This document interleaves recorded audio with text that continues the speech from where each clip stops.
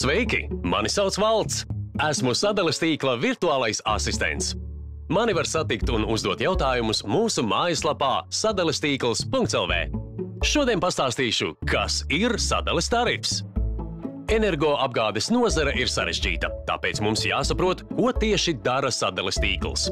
Ir elektroenerģijas ražotāji un tirgotāji, bet mēs nodrošinām kritisko infrastruktūru un elektrības piegādi, jeb vienkāršākiem vārdiem transportēšanu. Elektrību piegādājam aptuveni 800 000 klientu. Mūsu elektrotīkls ir tik garš, ka ar to varētu apņemt zemeslodi 2 reizes. Kopā tie ir vairāk nekā 92 000 kilometri elektrolīniju, 28 000 transformatoru apakšstaciju, 1 miljons viedo elektroenerģijas skaitītāju. Sistēma ir jāuztur 24 stundas diennaktī, neatkarīgi no laikapstākļiem. Dažādu bojājumu gadījumā, piemēram pēc vētrām, tā ir jālabo. Tāpat jānodrošina tīkla atjaunošana un attīstība, tostarp, lai varētu uzņemt zaļo enerģiju. Tas viss veido aptuveni 360 miljonu eiro izmaksas gadā.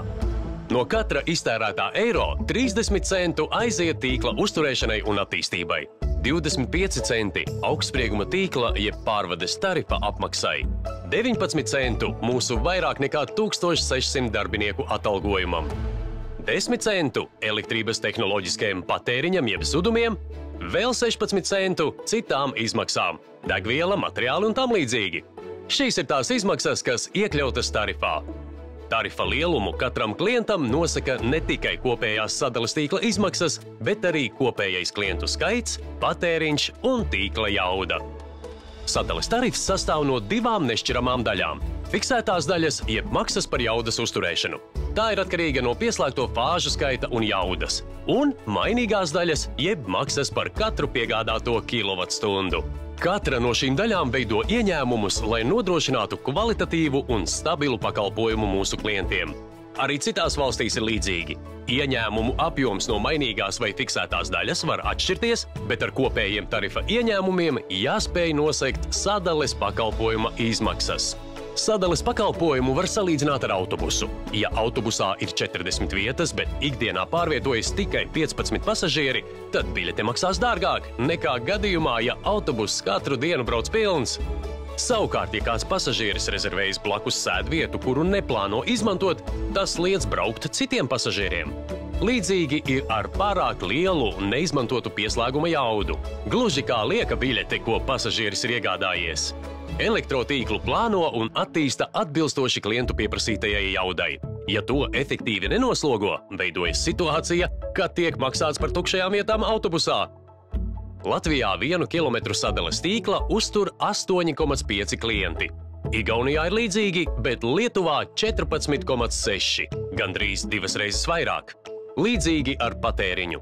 Latvijā iedzīvotāji vidēji tērē 2 reizes mazāk elektrību nekā kaimiņos Igaunijā. Tas nozīmē, ka Igaunijā sadales operators gūst lielākus ieņēmumus no sadalītajām kilovatstundām. Kā zināms, parasti, pērkot vairumā, cena ir zemāka. Starp citu, mēs nodrošinām ne tikai labāko pakalpojumu kvalitāti Baltijas valstīs, bet to darām par zemākajām izmaksām. Ja Latvijā vidēji patērētu tikpat daudz elektrības kā Igaunijā, vai iedzīvotāju skaits būtu tāds kā Lietuvā, mūsu tarifs būtu zemāks nekā kaimiņu valstīs. Vai tarifu var samazināt? Iespējams.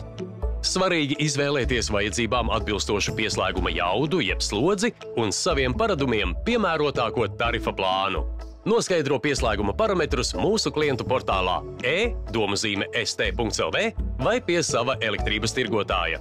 Ja rodas kādi jautājumi, tiekamies sadales tīkla mājaslapā, bet pagaidām atā!